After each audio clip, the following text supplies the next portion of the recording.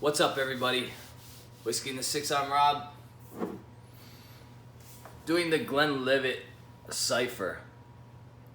Alright, this one's bottled in 2016. It's a no-age statement whiskey. There's no indication of whether or not it's unchill filtered or no added color, but it's bottled at 48%. So I would think that it is unchill filtered, but Glenlivet always colors their stuff, although that's not very dark. They use a good portion of bourbon casks.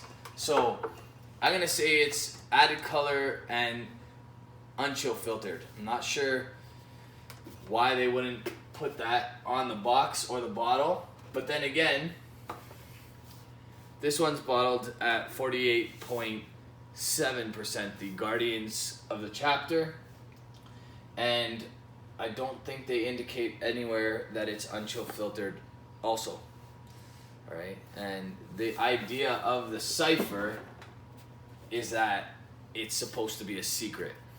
Alright, the master distiller wants people to figure out what's inside the bottle. That's why they decided to go with an all black bottle. Alright, it's a super nice looking bottle. Let's see how the whiskey is. I got this one actually from a buddy, Marco, donated this to the channel. So thank you, Marco. On the nose, nice light, like red apple, almost like a powdered sugar as well.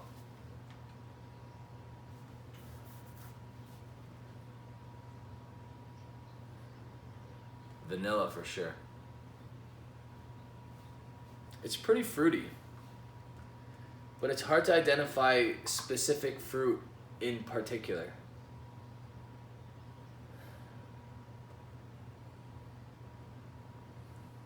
I get some sort of like red berry, possibly strawberry, raspberry type smell. Okay, on the palate,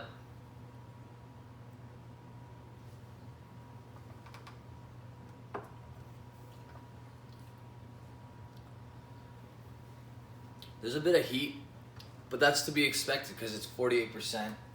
It's a no-age statement. There might be some older whiskey in there, but there's probably a good portion of younger whiskey in there.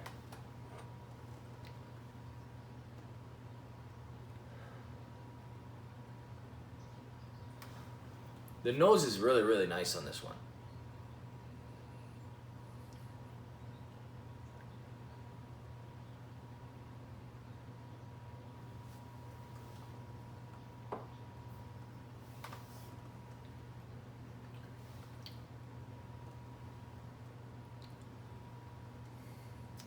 Again, nice, a little bit hot, but good. Overall, nice whiskey. Now, this is about $200 at the LCBO, and it's not that much cheaper in the US or in the UK. I'm gonna say that that's not worth $200. If I was gonna buy a no-age statement for around that price, I'm definitely going with the Macallan edition number 2 or 3. I'm liking all sorts of different types of scotch. I love peated whiskey. I love whiskey just solely aged in bourbon, like this Highland Park right here. Really, really good stuff. I haven't reviewed this yet, but I will. So for that reason, I'm gonna give this an A-. It's probably around an 83, 84 for me.